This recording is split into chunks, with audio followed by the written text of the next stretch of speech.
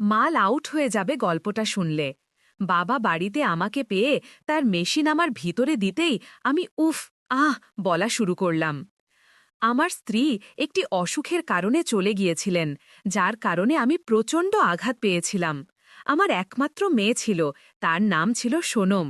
সোনম দেখতে খুব সুন্দর ছিল। যখন আমার স্ত্রী চলে গেলেন, তারপর আমি আমার মেয়ের দিকে ঠিকমতো নজর দিইনি, আর হঠাৎ করেই সে বিয়ের বয়সে পৌঁছে গেল, আমি টেরও পাইনি।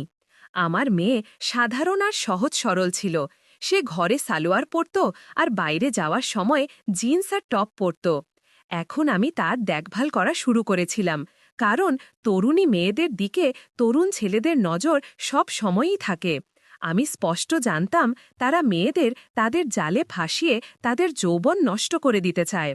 আমার মেয়ে এত বড় হয়ে গিয়েছিল, কিন্তু এখনও যদি তার কোনো কষ্ট হতো সে আমার গলা জড়িয়ে ধরে, আর যখনই কোনো ভালো কথা বলতে হতো সে লজ্জা না পড়ে আমার কোলে ছোট বাচ্চার মতো চলে আসত।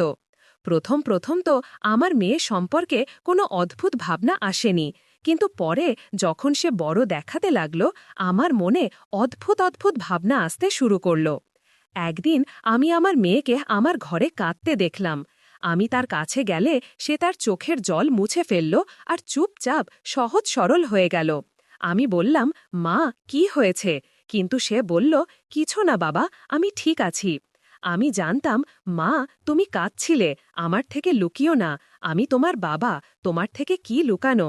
এখন তো আমরা দুজনেই রয়ে গেছি, যারা একে অপরের সহায়।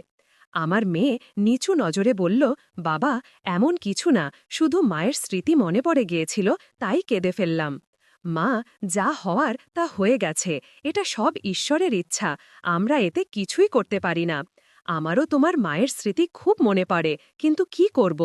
তখন আমার মেয়ে আমার গলা জড়িয়ে ধরে বলল, বাবা, মা ছাড়া আমার একদম ভালো লাগে না।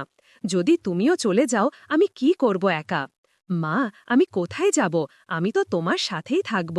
না বাবা, কাল যদি তুমি নতুন বিয়ে করো তুমি তাদের সময় দেবে, আমার দিকে একদম নজর দেবে না, আমি জানি। না মা, এমন কিছু না, যদি তুমি বলো আমি দ্বিতীয় বিয়ে করব না।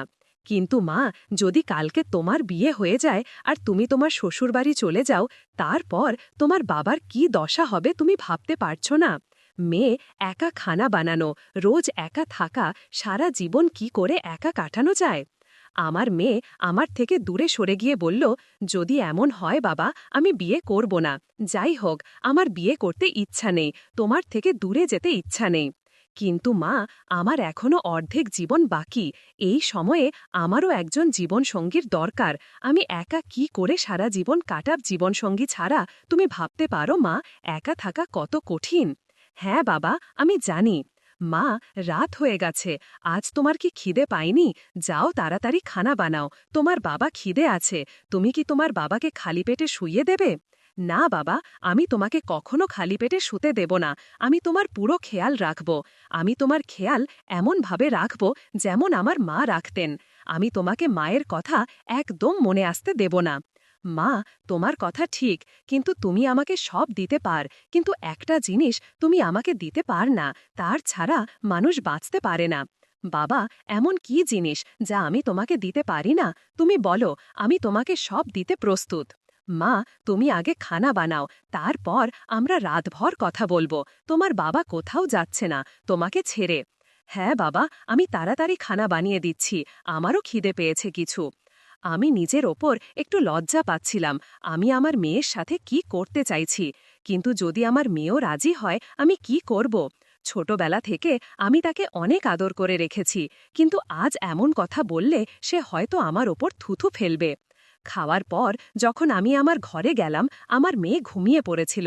আমি বললাম, মা, তুমি ঠিক আছো তো? হ্যাঁ বাবা, আমি ঠিক আছি, কিন্তু আমার পায়ে হালকা হালকা ব্যথা হচ্ছে, জানি না কেন। এটা এখনই শুরু হয়েছে, যখন আমি খানা বানাচ্ছিলাম তখন তো এমন ছিল না। কি হতে পারে বাবা? মা, কিছু না, আমি তোমার পায়ে মালিশ করে দিই। না বাবা, তুমি থাক, তুমি আমার পায়ে মালিশ করবে কিভাবে? আমি নিজেই করব, এখন আমি বড় হয়ে গেছি। মা, তুমি বড় হয়ে গেছো, কিন্তু আমারও দায়িত্ব আছে, তোমার মায়ের চলে যাওয়ার পর তোমার দেখভাল করা। ঠিক আছে বাবা, করো মালিশ, আমি জানতাম তুমি মানবে না। তারপর আমি আমার মেয়ের পায়ে মালিশ করা শুরু করলাম। মেয়েটি বলল, পাপা একটু ওপরে করে হাঁটু পর্যন্ত মালিশ করো। যখন আমি মালিশ করছিলাম সে দ্রুত শ্বাস নিতে শুরু করল। মেয়ে, কি হয়েছে? এত দ্রুত শ্বাস কেন নিচ্ছ? কিছু না পাপা, এমনি। আমার মেয়ে আমাকে লুকিয়ে রাখছিল, কিন্তু সে গরম হয়ে উঠছিল। আমি সব বুঝে ফেলেছিলাম। মেয়েটি বলল, পাপা এখন আমার মনে পড়েছে তুমি যে জিনিসের কথা বলছিলে যা আমি তোমাকে দিতে পারব না। পাপা বলো এখন। আমি সেই জিনিসের দিকে ইশারা করে বললাম, মেয়ে তুমি আমাকে দিতে পারবে না। পাপা আমি কিছু বুঝতে পারছি না, আরেকবার বলো। মেয়ে সেই জিনিস যা প্রত্যেক পুরুষ তার স্ত্রীর কাছ থেকে পায়, জীবনের পরম সুখ। পাপা তুমি কি এই কথা বলছ? সে ইশারা করে বলল, হ্যাঁ মেয়ে আমি এই কথাই বলছি। কিন্তু পাপা আমরা তো বাবা মেয়ের সম্পর্কে বাঁধা, এমন অবস্থায় আমি তোমার সাথে এটা করতে পারব না। পাপা এটা সমাজে ভুল বলে বিবেচিত হয়। মেয়ে এই জন্যই তো আমি বলছিলাম যে আমি নতুন বিয়ে করব, যাতে আমি সেই সুখ পাই যা একজন স্ত্রী দেয়। না পাপা, আমার থাকতে তুমি নতুন বিয়ে করবে না। যদি এটাই কথা হয় তাহলে আমি তোমাকে দিতে প্রস্তুত আছি। মেয়ে কাউকে বলো না, না হলে আমাদের রহস্য ফাঁস হয়ে যাবে। পাপা আমি কাউকে বলবো না। আমি কি এটা করতে পারি? তুমি কি তোমার মেয়ের ওপর বিশ্বাস করছো না?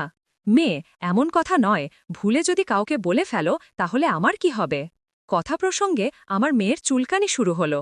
মেয়ে কি হয়েছে, তোমার চুলকানি হচ্ছে? হ্যাঁ পাপা এখন আমার চুলকানি হচ্ছে, মনে হচ্ছে আমার এখনই দরকার। আমি সেই জিনিসের দিকে ইশারা করে বললাম, মেয়ে এই চুলকানি প্রায়ই হয় যখন মন চায়, হয়তো তোমার মন এখন প্রস্তুত। হ্যাঁ পাপা নদী বয়ে যেতে শুরু করেছে।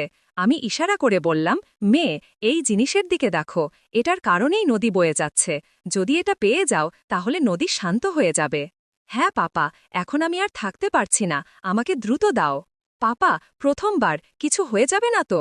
আমি জানি মেয়ে প্রথমবার কি হয়, তুমি টেনশন করো না, তোমার পাপা সব সামলাবে, তুমি শুধু পা ছড়িয়ে দাও। আমি আমার মেয়েকে আনন্দ দিতে বললাম, মেয়ে তোমার কেমন লাগছে? পাপা প্রথমে অদ্ভুত লাগছিল, কিন্তু এখন শান্তি পাচ্ছি। মেয়ে প্রথমবার এমনই হয়, এই নাও তুমি কলা খেয়ে নাও। পাপা এখন ছেড়ে দাও, প্রায় ৩ ঘন্টা হয়ে গেছে, এখন আমি আর সহ্য করতে পারছি না, আমারও ঘুম পাচ্ছে, আমি ঘুমিয়ে পড়ি, তুমিও ঘুমিয়ে পড়ো। ঠিক আছে মেয়ে, আমিও ঘুমিয়ে পড়ি। সকাল হলে আমার মেয়ে সোজা বাথরুমে গেল এবং গোসল করতে চলে গেল। মেয়ে এত সকাল সকাল গোসল করতে যাচ্ছ কেন? ঠান্ডা লাগবে। পাপা তুমি টেনশন করো না, আমি ঠিক আছি, আমি পানি গরম করে রেখেছি। খাওয়ার পর আমি অফিসে যেতে প্রস্তুত হলাম, কিন্তু তখনই আমার মেয়ে বলল, পাপা আমি এখানে একা কিভাবে থাকব? আমিও তোমার সাথে আসছি, আমিও নিয়ে চলো। ঠিক আছে মেয়ে, চলো তুমিও। গাড়িতে বসে বসাই আমার মুড তৈরি হয়ে গেল। আজ তো চলো ফিরে যাই, আজ আমরা পুরো মজা করব। পাপা আমারও খুব ইচ্ছা করছে। অর্ধেক পথ থেকে ফিরে এসে আমি আমার মেয়েকে রুমে নিয়ে গেলাম। পাপা আমরা কি এটা প্রতিদিন করতে পারব? হ্যাঁ মেয়ে, এখন আমরা যখন ইচ্ছা করব তখন করব। আমি আমার মেয়েকে রাতের চেয়েও বেশি আনন্দ দিতে লাগলাম। পাপা তুমি তো এই ট্রেনিংয়ে পাশ করে ফেলেছ, তুমি ক্লান্ত না হয়েই আমাকে ক্লান্ত করে দাও। সেই দিনের পর আমরা দুজন যখন ইচ্ছা করতাম তখনই কাজ করে নিতাম। এটি একটি কাল্পনিক গল্প, এর উদ্দেশ্য কাউকে উত্তেজিত করা নয়, এটি বাস্তব ঘটনার সাথে কোনো সম্পর্ক বহন করে না।